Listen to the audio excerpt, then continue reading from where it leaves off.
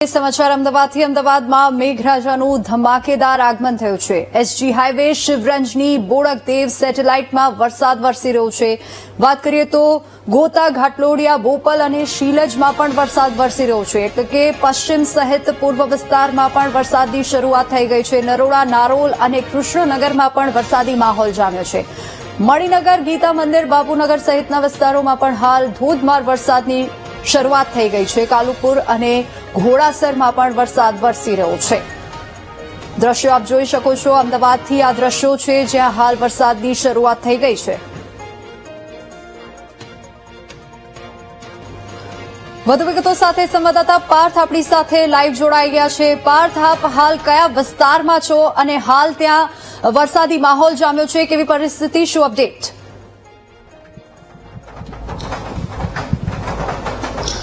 જી ચોક્કસથી અમદાવાદમાં અત્યારથી જ હમણાં એટલે કે કહી શકાય કે લગભગ 15-20 મિનિટ પહેલા જ વરસાદની શરૂઆત થઈ છે। છેલ્લા 24 કલાકથી વરસાદે વિરામ લીધો હતો, ત્યારે અમદાવાદ શહેરમાં ફરીથી વરસાદની શરૂઆત થઈ છે। તમે જે રીતના જોઈ શકો છો, અમદાવાદના આ જે વસ્ત્રાપુર બોડકદેવ સેટેલાઇટ વિસ્તારના આ દ્રશ્યો છે કે જ્યાં વીટીવીની ટીમ અત્યારે હાલમાં ગાડી મારફતે વરસાદી ચિતાર અને માહોલ મેળવવા આગળ વધી રહ્યા છે અને તમામ જગ્યા ઉપર જે કહી શકાય કે થોડા પાણી પણ ભરાઈ ગયા છે। રાજ્યના હવામાન વિભાગની વાત કરવામાં આવે તો હવામાન વિભાગ દ્વારા પણ આગામી 3 કલાક માટેની આગાહી કરવામાં આવી છે।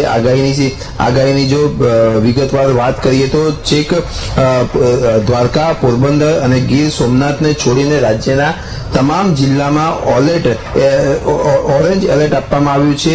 આગામી 3 કલાક સુધી ગુજરાતના મોટા ભાગમાં ભારેથી અતિ ભારે વરસાદ પડવાની આગાહી આપવામાં આવી છે। સાથે જ વાત કરવામાં આવે તો જે રીતની અત્યારે વરસાદી માહોલ અમદાવાદમાં સર્જાયો છે, વહેલી સવારથી જ વાદળછાયું વાતાવરણ હતું અને ત્યારબાદ બફારાનો પણ અનુભવ થઈ રહ્યો હતો। નોડા જે ગુરુવારે મોડી રાતે જે વરસાદ પડ્યો હતો ત્યારે વાતાવરણમાં ઠંડક તો પ્રસરી હતી, પરંતુ ગઈકાલે જે રીતનો તાપ નીકળ્યો હતો ત્યારે બફારામાં પણ વધારો થયો હતો અને ત્યારે ફરીથી આજે અત્યારે વરસાદની અમદાવાદ શહેરમાં શરૂઆત થઈ છે। એટલે ક્યાંક ને ક્યાંક કહી શકાય કે જે બફારો થઈ રહ્યો હતો, બફારો લોકોને અનુભવાઈ રહ્યો હતો, તેમાંથી રાહત પડી છે અને મોટા ભાગના ગુજરાતના જિલ્લાઓ એટલે કે 33 જિલ્લાઓ છે, 33 જિલ્લાઓમાંથી દ્વારકા, પોરબંદર અને ગીર સોમનાથને બાદ કરતા 30 જિલ્લાઓમાં ભારેથી અતિ ભારે વરસાદની આગાહી કરવામાં આવી છે। એટલે કે આગામી 3 કલાક ગુજરાત માટે ભારે છે।